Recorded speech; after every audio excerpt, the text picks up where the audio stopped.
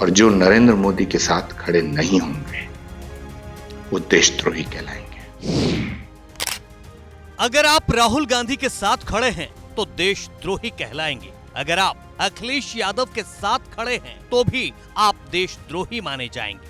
अगर आप तेजस्वी यादव, ममता बनर्जी, मायावती, केजरीवाल, उद्धव या शरद पवार और भी तमाम विपक्षी पार्टियों के साथ खड़े हैं तो भी आप देशद्रोही होने से बच नहीं पाएंगे।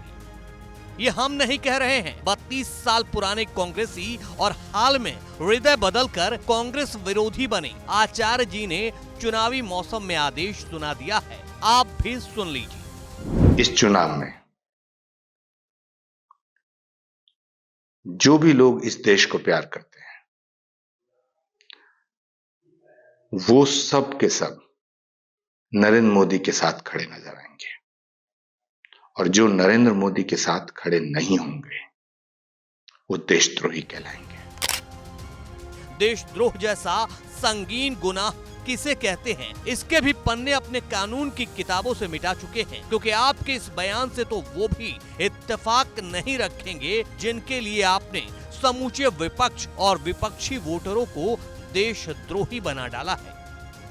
आचार्य जी, किसी भी लोकतांत्रिक देश में चुनाव होते हैं, जीत और हार सीटों से तय होते हैं। जनता का वोट प्रतिशत सत्ता पक्ष और विपक्ष दोनों के हक में आता है, कहीं कम कहीं ज्यादा। सुनिए पिछले 2 आम चुनावों के नतीजे।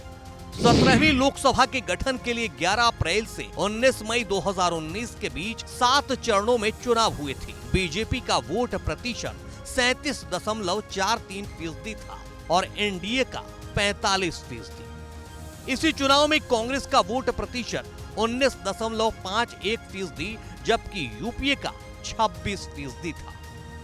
अब 2014 के चुनाव का परिणाम भी जान लीजिए। 16वीं लोकसभा के लिए 7 अप्रैल से 12 मई 2014 तक 9 चरणों में चुनाव हुए थे।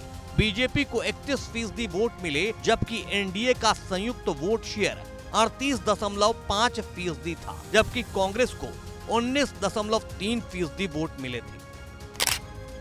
बताना ये जरूरी था कि देश में जब भी चुनाव हुए हैं, सत्ता पक्ष के साथ साथ विपक्ष भी मजबूती के साथ खड़ा रहा है। कहा भी जाता है कि स्वस्थ लोकतंत्र के लिए विपक्ष का मजबूत होना जरूरी है। तो फिर भला आपने किस आधार पर ये फरमान सुना दिया कि जो नरेंद्र मोदी के साथ नहीं वो देशद्रोही, और जो नरेंद्र मोदी के साथ खड़े नहीं होंगे वो देशद्रोही कहलाएंगे।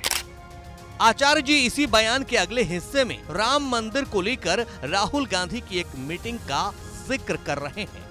दावा है कि राहुल गांधी ने इस मीटिंग में कहा था कि हमारी सरकार आई तो सुपर पावर कमेटी बनाकर राम मंदिर के फैसले को पलट देंगे।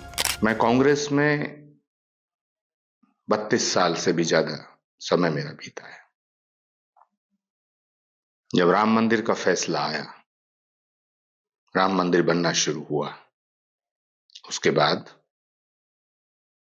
राहुल गांधी जी ने अपने नजदीकी लोगों की एक बैठक में अमेरिका के रहने वाले अपने एक शुभचिंतक के कहने पर, इशारे पर, सलाह पर यह बात कही थी कि अगर हमारी सरकार बनती है तो हम सुपर पावर कमीशन बना करके राम मंदिर के फैसले को पलट देंगे।